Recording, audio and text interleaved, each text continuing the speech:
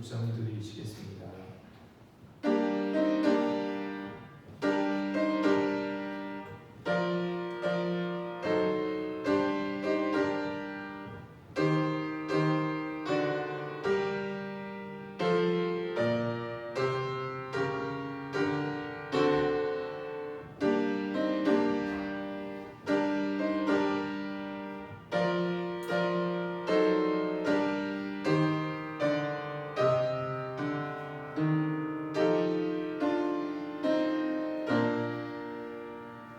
너희 모든 성도들아 여호와를 사랑하라. 여호와께서 진실한 자를 보호하시고 교만하게 행하는 자에게 엄중히 갚으십니다.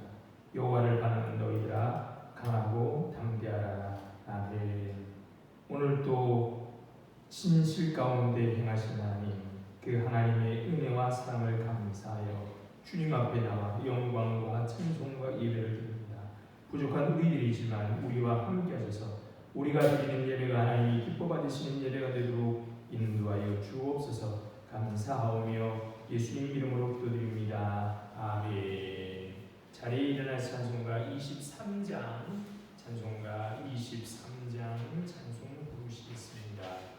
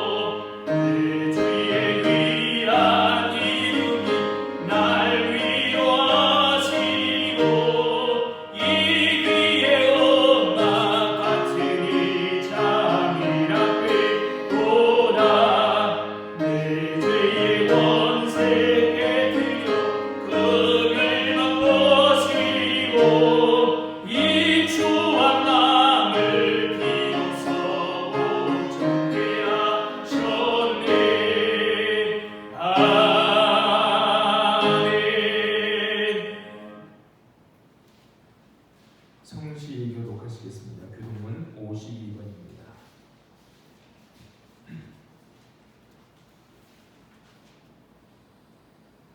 교독문 52번 시편 119편 교독합니다.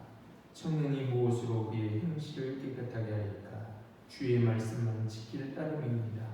그가 진심으로 주를 찾았사오니 주의 계명에서 떠나지 말게 하소서. 내가 주께 범죄하지 아니하여 주의 말씀을 내 마음에 두었나이다. 찬송을 받으실 주 여호와여, 주의 율례들을 내게 가르치소서. 내가 주의 법도들을 작은 소리로 읊조리며 주의 길들에 주의하며 주의 율례들을 즐거워하며 주의 말씀을 잊지 아니하리이다. 주의 법이 나의 즐거움이 되지 아니하였다면 내가 내 고난 중에 멸망하였으리이다. 내가 주의 법도들을 영원히 잊지 아니하오니 주께서 이것들 때문에 나를 살게 하심이니이다. 나는 주의 것이오니 나를 구하소서. 내가 주의 법도들만을 찾았나이다. 악인들이 나를 멸하려고 엿보오나 나는 주의 증거만을 생각하겠나이다. 내가 보니 모든 것이 다 끝이 있어도 주의 계명들은 심히 넓으니이다. 주의 법을 어찌 그리 사랑하는지요. 내가 그것을 종일 작은 소리로 읊조리나이다. 아멘. 다같이 사도신경 하심으로 신앙 고백하시겠습니다. 전능하사 천지를 만드신 하나님 아버지를 내가 믿사오며 그 외아들 우리 주 예수 그리스도를 믿사오니 이는 성령으로 잉태하사 공정녀 마리아에게 나시고 본디오 빌라도에게 고난을 받으사 십자가에 못 박혀 죽으시고 장사한 지 사흘 만에 죽은 자 가운데서 다시 살아나시며 하늘에 오르사 전능하신 하나님 우편에 앉아 계시다가 저희로서 산 자와 죽은 자를 심판하러 오시리라. 성령을 믿사 죄를 사하여 주시는 것과 몸이 다시 사는 것과 영원히 사는 것을 믿사옵나이다. 아멘. 자리에 앉으셔서 찬송가 135장 찬송하시겠습니다.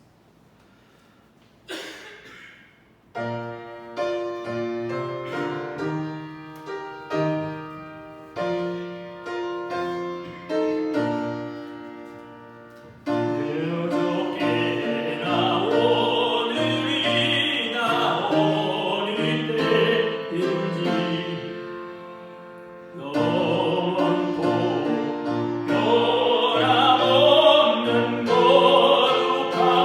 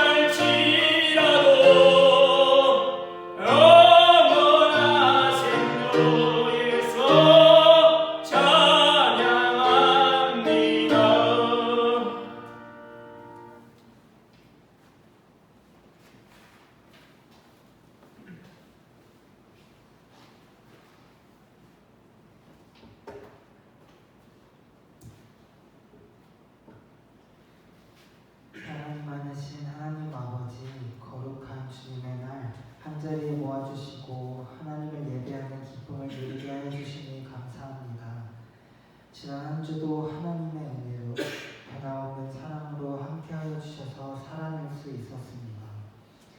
영원토록 변함없으신 주님을 닮지 못한 저희는 당신의 은혜와 사랑을 받았음에도 한눈 팔고 눈앞에 있는 것에 집중하며 살았습니다. 자기의 만족을 채우기 바쁘고 자기 유익을 구하기 바빴습니다. 때론 다른 사람을 보며 미워하기도 정죄하기도 하였습니다. 너무나 연약한 저희를 긍휼히 여겨주셔서 지은 죄를 용서하여 주시고 형제의 눈 속에 티를 보기보다는 자신의 상태를 점검하며 주님으로 가득한 인생이 되게 하여 주시옵소서. 주님께서 세우신 공동교회를 기억하여 주시길 소망합니다.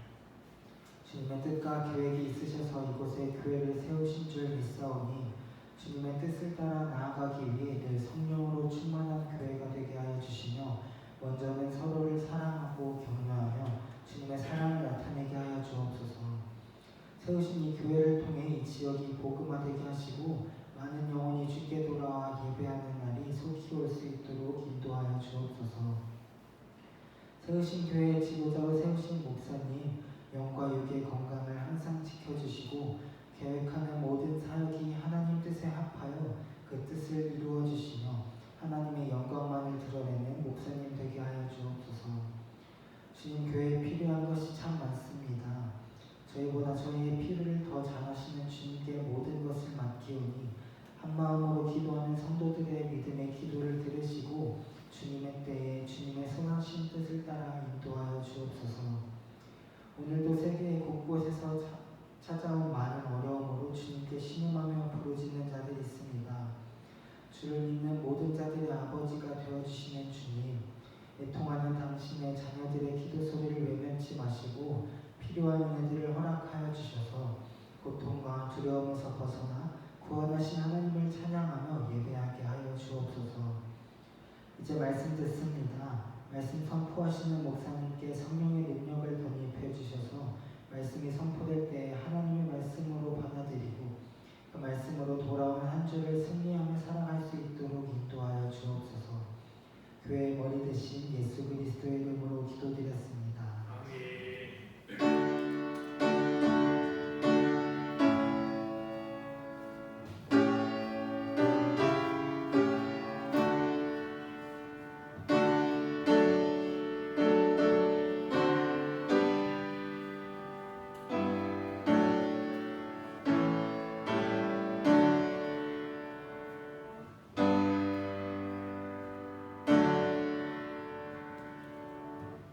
하나님 말씀 보시겠습니다. 하나님 말씀은 히브리서 13장 7절로 17절에 있는 말씀입니다.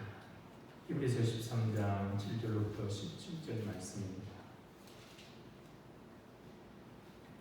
자신 열고 제가 읽겠습니다. 히브리서 13장 7절입니다. 하나님의 말씀을 너희에게 일러주고 너희를 인도하던 자들을 생각하며 그들의 행실의 결말을 주의하여 보고 그들의 믿음을 본받으라. 예수 그리스도는 어제나 오늘이라 영원토록 동일하시느니라. 여러 가지 다른 교훈에 끌리지 말라. 마음은 은혜로서 굳게 함이 아름답고 음식으로서 할 것이 아니니 음식으로 말미암아 행하는 자는 유익을 얻지 못하느니라. 우리에게 제단이 있는데 장막에서 섬기는 자들은 그 제단에서 먹을 권한이 없나니 이는 죄를 위한 짐승의 피는 대상이 가지고 성소에 들어가고 그 육체는 영문 밖에서 불사릅니다. 그러므로 예수도 자기 피로써 백성을 거룩하게 하려고 성문 밖에서 고난을 받으셨느니라. 그런즉 우리도 그의 치욕을 짊어지고 영문 밖으로 그에게 나아가자. 우리가 여기에 영원한 보성이 없으므로 장차 올 것을 찾나니 그러므로 우리는 예수로 말미암아 항상 찬송의 제사를 하나님께 드리자. 이는 그 이름을 증언하는 입술의 열매니라. 오직 선을 행함과 서로 나누어 주기를 잊지 말라. 하나님은 이 같은 제사를 기뻐하시느니라. 너희를 인도하는 자들에게 순종하고 복종하라. 그들은 너희 영혼을 위하여 경성하기를 자신들이 청산할 자인 것 같이 하느니라. 그들로 하여금 즐거움으로 이것을 하게 하고 근심으로 하게 하지 말라. 그러지 않으면 너희에게 유익이 없느니라. 아멘. 좋으신 하나님께서 주시는 위로와 평안과 새롭게 하시는 은혜가 우리 가운데 함께 하시기를 바랍니다. 백로절기에 접어들어서인지 이제 한결 시원해졌습니다. 농가 올영과 8월령에는 백로를, 아침에는 안개가 끼고 밤에는 이슬이 내려 온갖 곡식을 여물게 하고, 서쪽 바람에 익은 빛은 누런 구름처럼 일어난다. 흰눈 같은 묘나 송이 산호 같은 고추 열매를 집 처마에 넣으니 가을볕이 맑고 밝다. 들녘의 풍경이 마치 그림처럼 떠오릅니다. 하지만 나라가 난리입니다. 걱정과 염려와 분노로 팍팍해진 우리 가슴에 흰 이슬로 내리시는 하나님의 은총으로 촉촉하게 변했으면 좋겠습니다. 히브리서는 핍박과 위협에 마음이 흔들리는 사람들에게 보낸 편지로 설교입니다.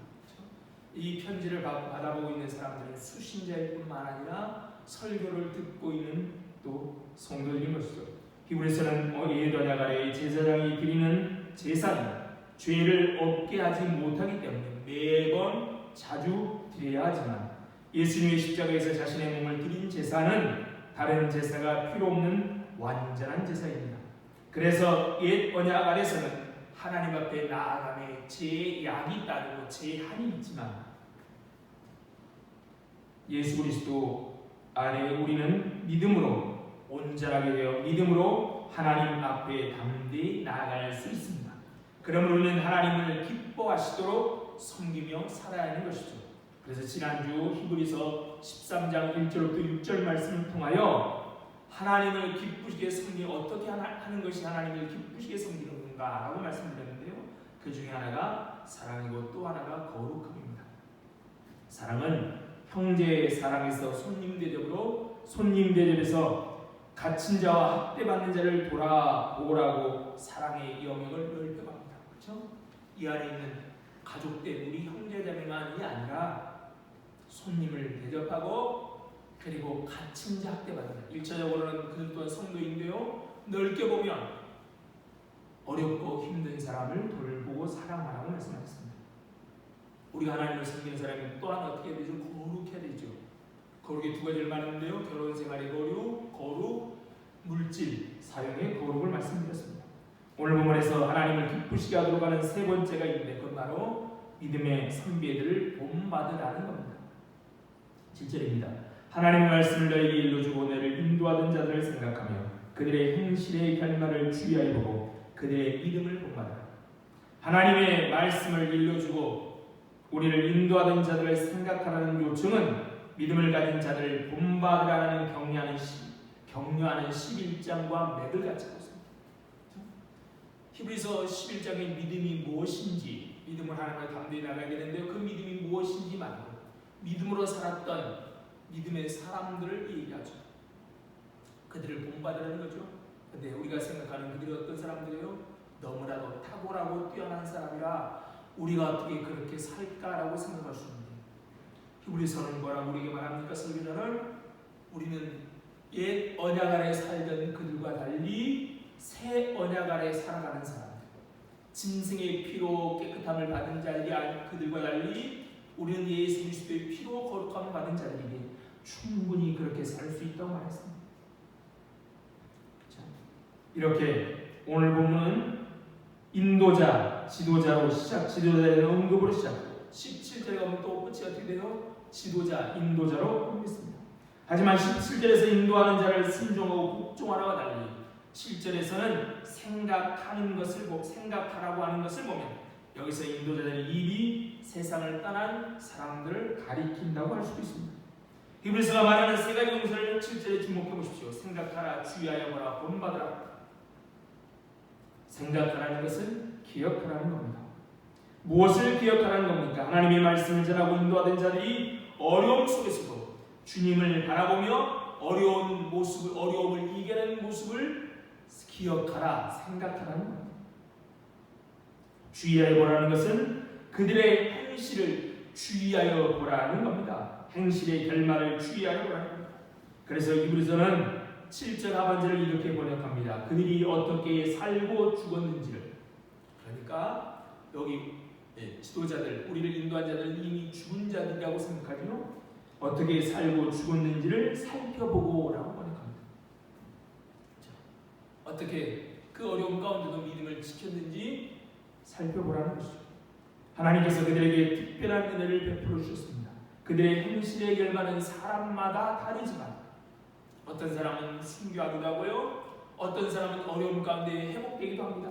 하지만 우리를 보았을 때 하나님의 특별한 은혜를 받은 일로 여길만 합니다. 그래서 히브리서는 이런 사람들을 본받으라고 말씀합니다. 본받으라는 말은 그들의 믿음을 본받으라는 겁니다. 무엇이 아니라 믿음을 본받으라는 겁니다. 그들이 남긴 변화된 삶은 그들에게 있었던 믿음, 하나님에 대한 급진적인 신뢰에 기반합니다. 11장에 나오는 구약의 믿음의 선지들의 믿음은 바로 이런 믿음이었고, 출애굽한 이스라엘은 이런 믿음이 없어서 안식에 들어가지 못했습니다. 그러니 현재 겪고 있는 핍박과 신앙적 혼란을 믿음으로 이기라는 권면인 것이죠. 우리는 믿음의 선배들을 본받아야 합니다. 아울러 우리가 또한 믿음의 본을 살아야만 합니다. 먼저 말씀을 전하는 자들이 말씀대로 살아야 합니다. 우리 공동교회 말씀을 전하는 제가 성도들이 본받는 삶을 살기를 바랍니다. 하나님이 그런 은혜를 주시길 바랍니다. 저뿐만 아니라 성도 한 사람 한 사람이 다른 옆에 있는 성도들에게 본이 되는 공동체가 되었으면 합니다. 서로를 잘 섬기고 자신의 자리에서 충성하는 모든 성도가 되었으면 합니다. 그런데 구약의 믿음의 선조들이나 신약의 사도들을 본받으러 가는데 그들의 삶의 환경과 시대가 지금과 다른데 어떻게 본받을 수 있느냐라는 질문을 하는 사람이 있을 수 있습니다. 같은 시대를 살아도 그 사람과 나의 환경과 처지가 다른데 어떻게 본받고 따를 수 있느냐라고 의문을 가질 수도 있습니다. 그런 이들에게 히브리서는 이렇게 말합니다. 9절입니다. 8절입니다. 예수 그리스도는 어제나 오늘이라 영원토록 동일하십니다. 그들이 섬겼던 또는 섬기는 우리가 섬기는 예수 그리스도는 동일하십니다. 외적인 환경은 변할 수 있지만 그들이 섬겼던 예수, 그들이 섬기는 예수랑 우리가 섬기는 예수는 동일합니다. 우리를 인도하는 자는 죽지만 우리를 가르치는 자는 죽겠지만 그러나 그리스도는 동일하게 남아 계시고 항상 신실하십니다. 그러므로 믿음의 주요 온전 계신 예수를 바라보아야 합니다. 12장 1절에 있는 것이죠. 믿음의 주요 온전 계신 이를 바라봐야 합니다. 항상 우리의 신앙생활의 본으로 영원하신 예수님을 생각하면 좋겠습니다. 아무리 좋은 사람도 아무리 믿음의 사람도 우리에게 실망을 주기 쉽습니다. 그러니 옆에 있는 성도들의 좋은 점은 본받되 좋지 않은 모습이 보이거든 실망하고 좌절하지 마시고 고난 가운데서도 하나님을 기쁘시게 섬기는 예수님을 잊지 말고 하나님이 기뻐하시는 삶을 살아야만 합니다. 그래서 우리를 얻으시기 위해 모든 것을 내어주신 그 예수 그리스도를 바라보며 우리의 삶의 자리에서 좋은 본이 되는 교회가 되기를 소망합니다. 이전에 우리를 인도하던 자들의 가르침이 남아있고 그들의 증거된 메시지와 다른 가르침에 끌리지 말아야 합니다. 본받으라는 얘기는 우리를 인도하던 자들의 가르침에 남아있고 여기에 머물러야 하는 것이죠. 다른 가르침, 다른 것에 끌리지 말아야만 합니다. 하나님을 기쁘시게 하도록 우리는 다른 교훈에 유혹되지 말아야만 합니다. 9절입니다. 여러 가지 다른 교훈에 끌리지 말라. 마음은 은혜로서 굳게 함이 아름답고 음식으로 사는 것이 아니니 음식으로 말미암아 행하는 자는 유익을 얻지 못하느니라.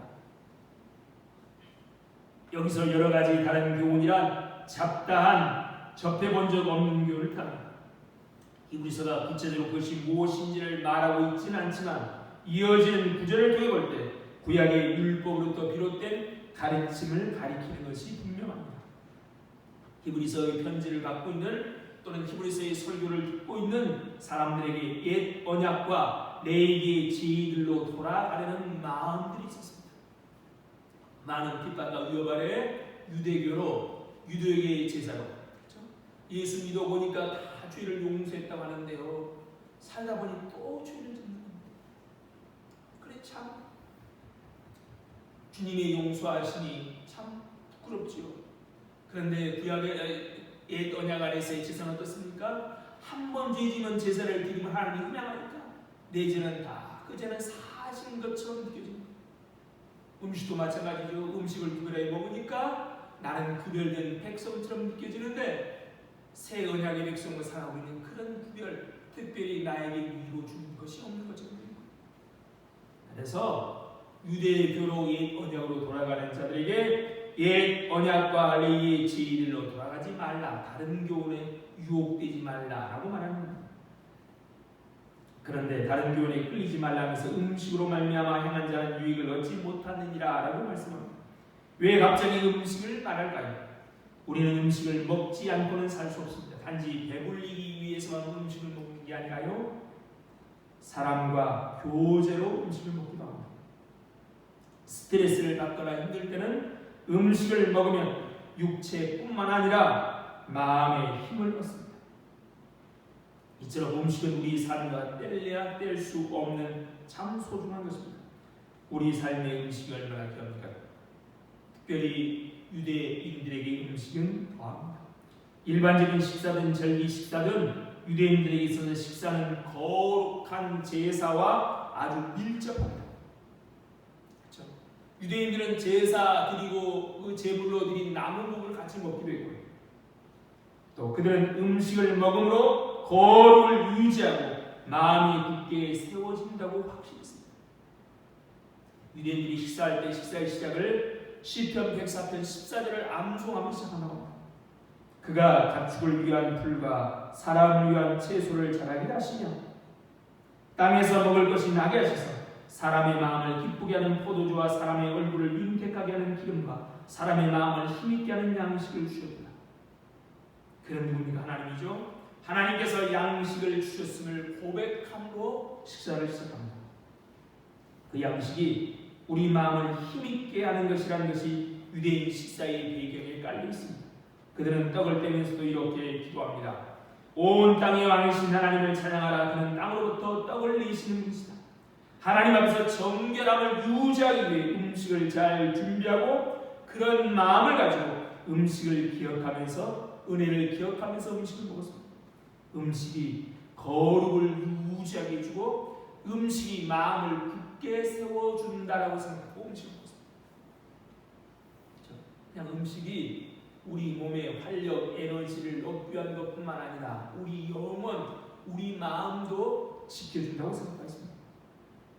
그러나 히브리서는 우리에게 뭐라고, 설교자는 우리에게 뭐라고 말합니까? 마음은 은혜로서 굳게 합니다. 즉 마음을 강하게 하는 것은 하나님의 은혜라고 말합니다. 그러므로 음식이 마음을 강하게 하는 것이 아니라는 말인 것이죠. 앞에서도 말했듯이 육체적 예법과 먹고 마시는 것으로서 섬기는 자의 양심을 온전하게 할 수 없습니다. 히브리서는 앞에서 이미 말했습니다. 육체적 예법과 음식으로는 어떻게 한다고요? 우리 마음을, 양심을 온전하게 할 수 없습니다. 하나님의 나라는 먹는 것과 마시는 것에 있지 않습니다. 우리의 마음은 율법의 행위로서 강하게 되는 것이 아니라 하나님의 은혜로서 강하게 됩니다. 우리가 율법의 행위로서 의롭게 되는 것이 아니라 오직 믿음으로 의롭게 되는 것입니다. 이는 레위 음식법과 같은 우리의 마음을 약하게 하는 잡다한 접해본 적 없는 교훈에 마음이 끌리지 않도록 주의해야 합니다. 뭔가 형식이 있고 틀이 있으면, 뭔가 있어 보이면 있는 게 아니라 매일 매 안식일마다 매 절기마다 짐승을 태워 죽임으로 하나님이 우리의 죄를 사하셨다, 우리의 기도를 들었다 하고 뭔가 사인이 있어야 보이는 거예요. 우리가 믿는 하나님은 어때요? 사인이 별로 없어요. 내 기도를 듣고 계시는지, 내 삶을 보고 계시는지. 구름 기둥과 불 기둥으로 인도하신다 하는데요, 정말로 출애굽 때 하나님의 불 기둥과 구름 기둥이 지금도 마찬가지죠. 그런데 옛날에는 불 기둥과 구름 기둥이 있는 거, 지금은 어때? 하나님의 인도하심이 전혀 보이지 않으니까 눈에 보이는 것, 확실한 것을 찾습니다. 그래서 사단은 끊임없이 우리를 거짓 교훈으로, 잡다한 교훈으로 우리를 유혹합니다.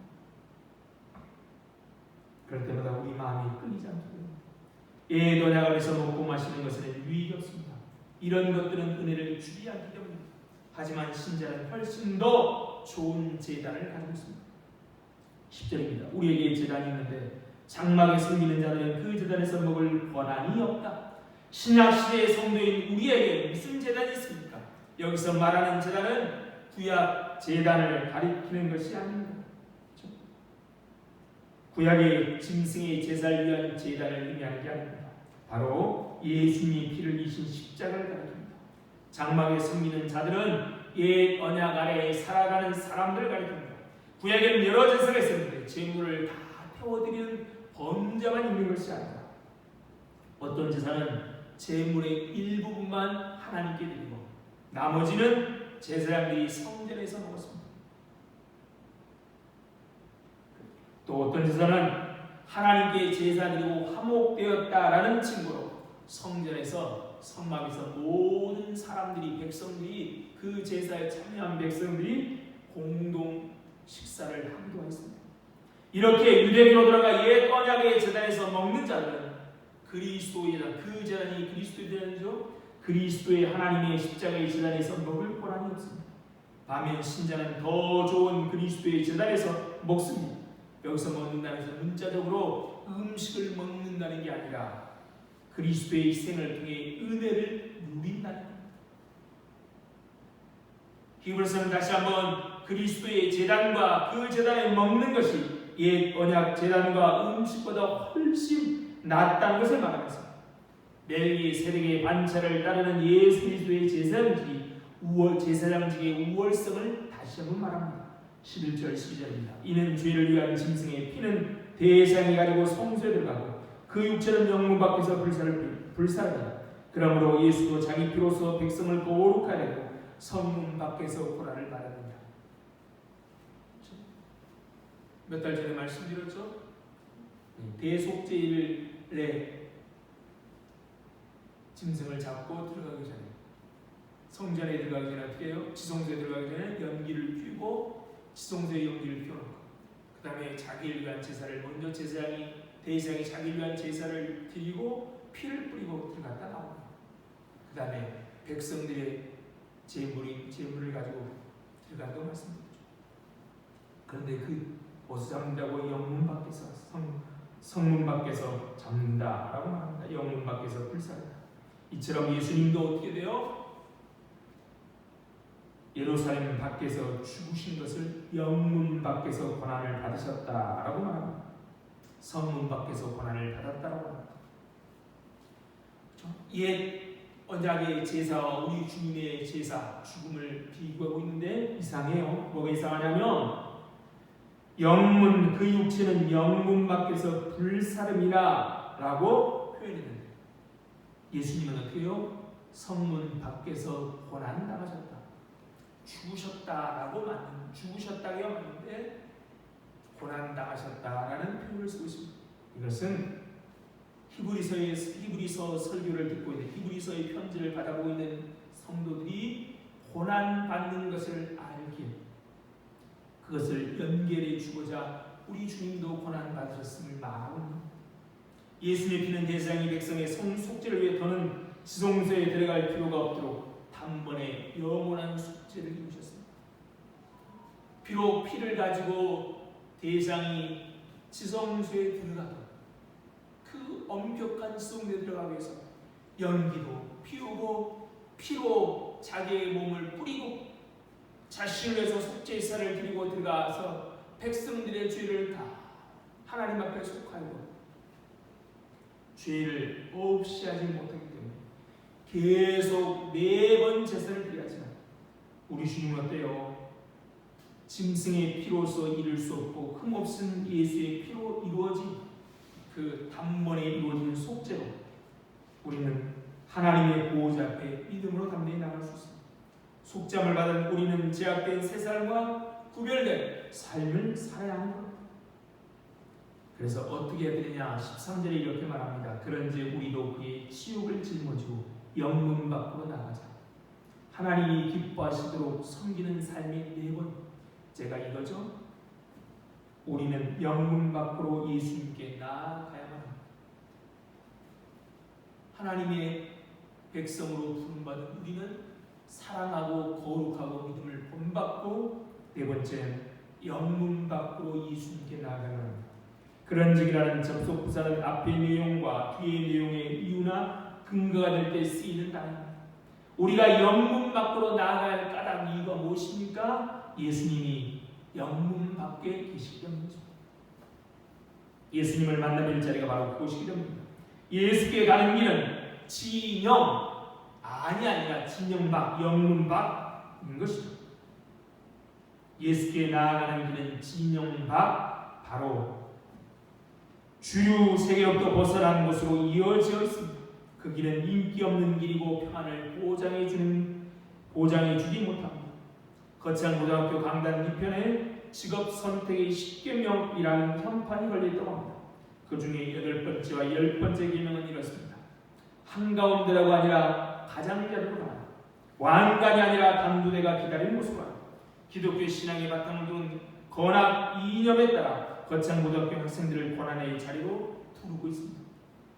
성도들을 고난의 자리로 초대한 히브리서는 한술 더 그 치욕을 짊어지자라고 합니다. 주유 영문안 진영 안이 아니라 성 안이 아니라 성 밖, 영문 밖, 진영 밖으로 나아가자. 이거 참 어려운 일인데요.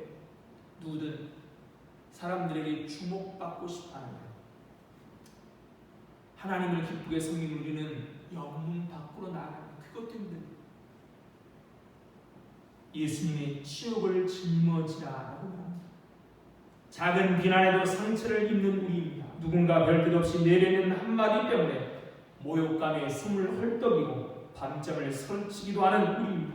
비난받고 모욕받고 수치당하는 것이 두려워 우리는 어중간한 자리에 서서 머뭇거릴 때가 참 많습니다. 불의에 대해 침묵하고 약자편에 서지 못합니다.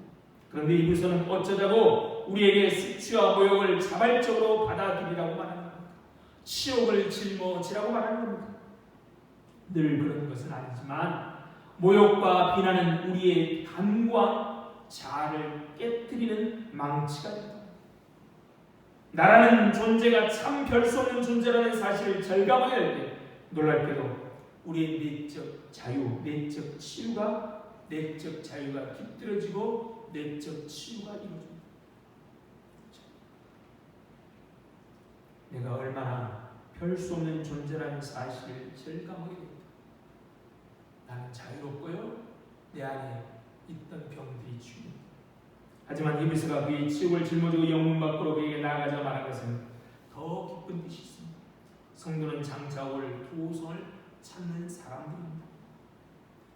그의 삶은 종말론적인 삶이라는 것이죠. 이 말은 될 대로 되라라는 심정으로 살라는 말이 아닙니다. 어차피 우리의 살 곳은 이곳이 아니니까 어떻게 살든 이렇게 살라는 말이 아닙니다. 최종적으로 이루어지게 될 하나님 나라의 빛에 비추어 우리 현실을 가늠하라는 말입니다. 세상의 인정과 박수갈채보다는 하나님의 칭찬을 구해야 한다는 겁니다. 그는 자기에게 주어진 유한한 시간 속에 영혼을 끌어들인 사람입니다. 하나님의 뜻을 따르기 위해 일하다가 모욕받거든 기뻐하십시오. 그것은 우리 영혼이 구원의 길에 서 있음을 보여주는 징표입니다. 우리가 고난받습니까? 즐거워하십시오. 왜요? 그것이 내가 하나님을 기쁘게 하는 삶을 살고 있다는 징표이기 때문입니다. 오늘 우리를 돌아봅니다. 우리는 영문 밖으로 나가려 하지 않습니다. 교회 안에 모여 예배드리고 마음 맞는 사람들끼리 어울려 이야기를 나누는 것으로 신앙생활을 잘하고 있다고 생각합니다. 예배당이 크고 화려할수록 예배당 바깥에 있는 그늘진 땅은 일찍 일 수 있다. 안이 밝으면 밝을수록 어둠 속에 울고 있는 사람을 잊히기 쉽습니다. 지금도 성문 밖으로 내몰린 사람들이 참 많습니다.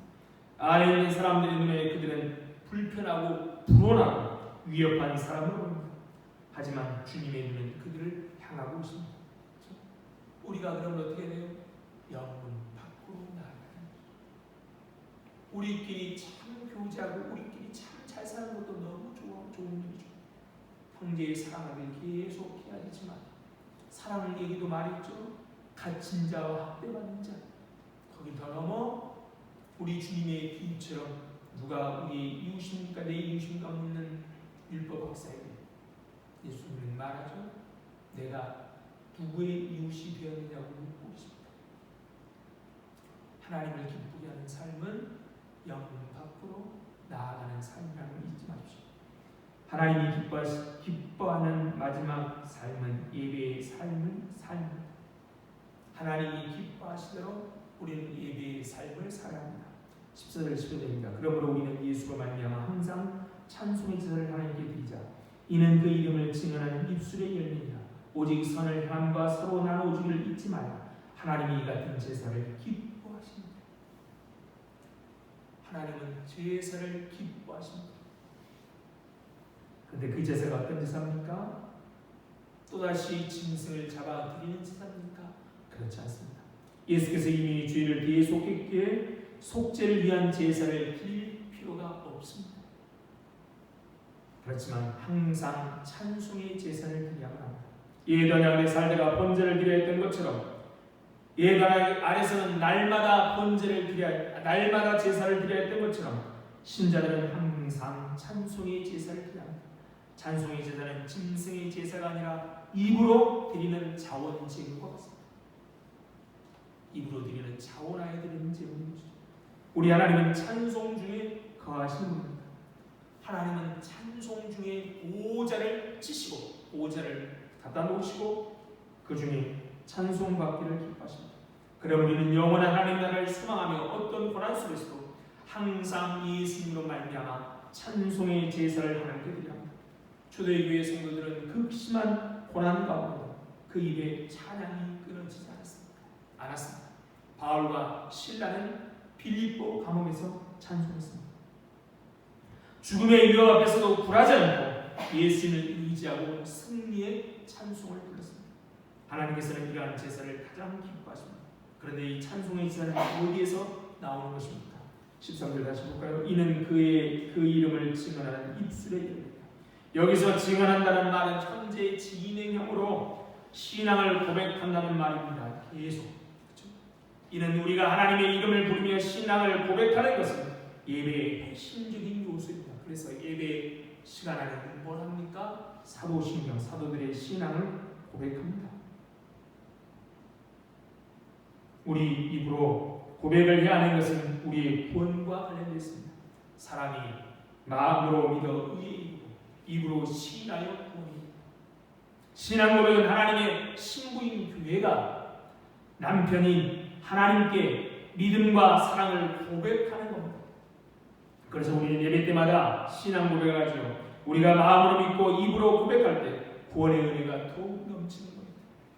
우리의 구원은 변화되지 않는데 우리가 입으로 고백하나 그러나 우리가 입으로 고백할 때 더 은혜가 넘칩니다.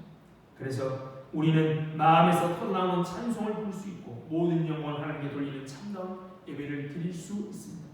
또 찬송 중에 하나님께서 임재하시고 우리에게 말씀을 선포하십니다. 그리고 그 말씀에 믿음으로 화답하며 우리는 또한 찬양하는 것이죠. 하나님을 찬송하고 기도합니다. 이 모든 것이 우리가 입술로 드리는 제사입니다. 하나님께 원하시는 예배는 몸으로 드리는 자원제물도 있습니다.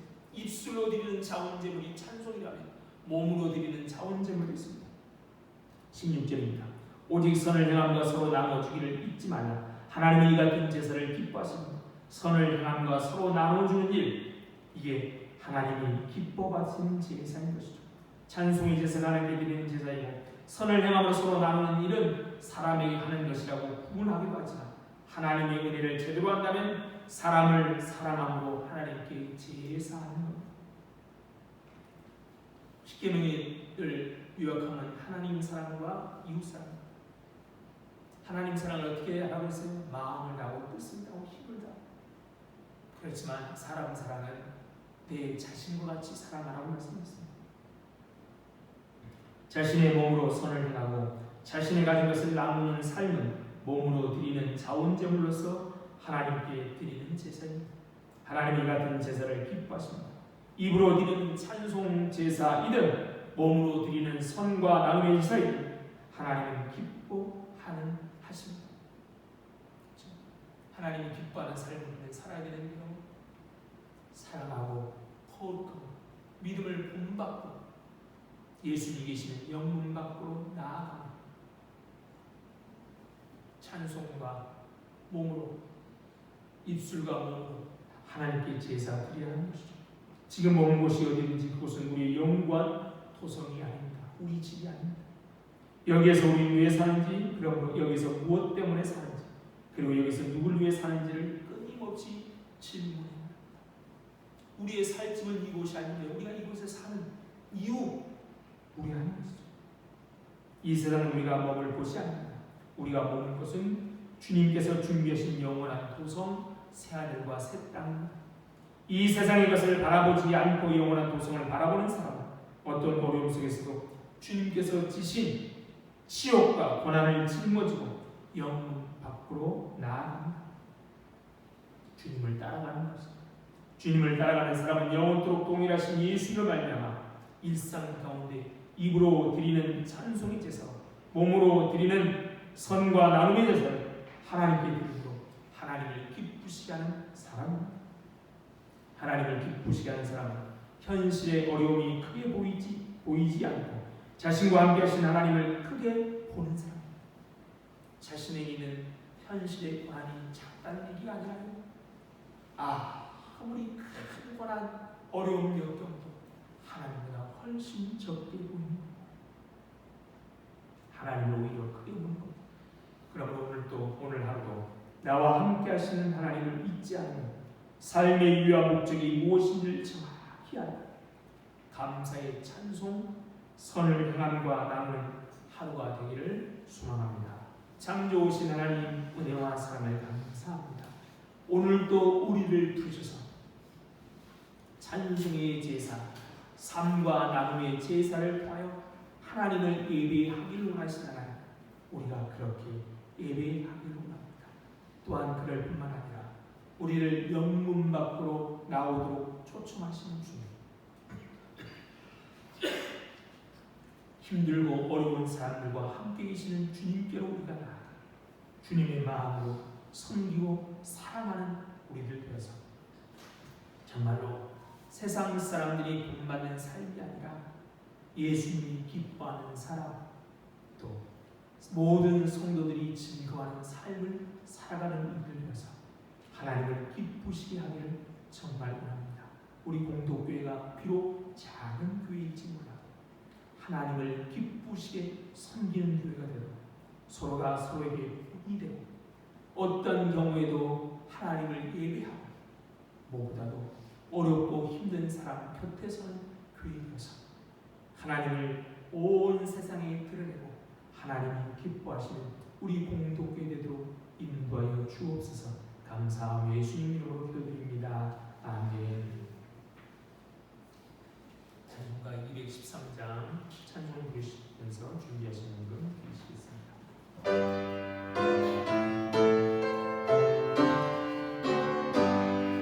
나의 생명 너희 조여봐라.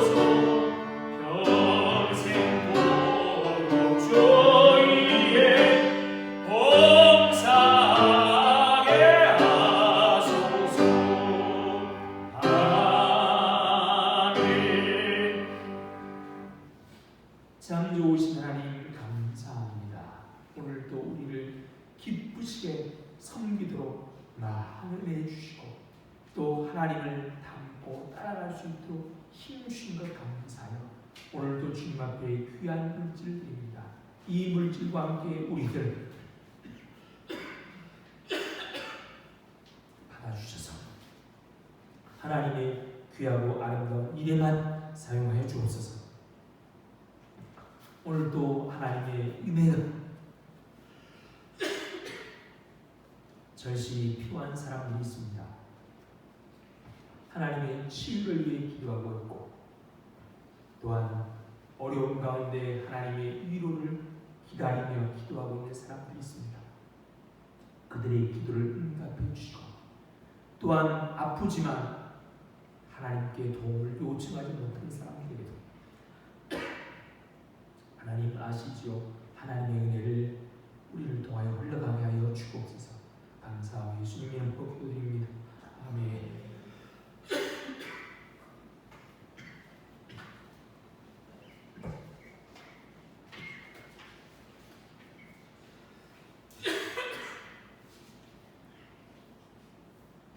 할렐루야. 이번 주 화요일부터 총력 전도 시작합니다. 여러분 아시고 참여해 주시고 또 기도해 주시기 바랍니다. 자리에 일어나서 인사드리겠습니다.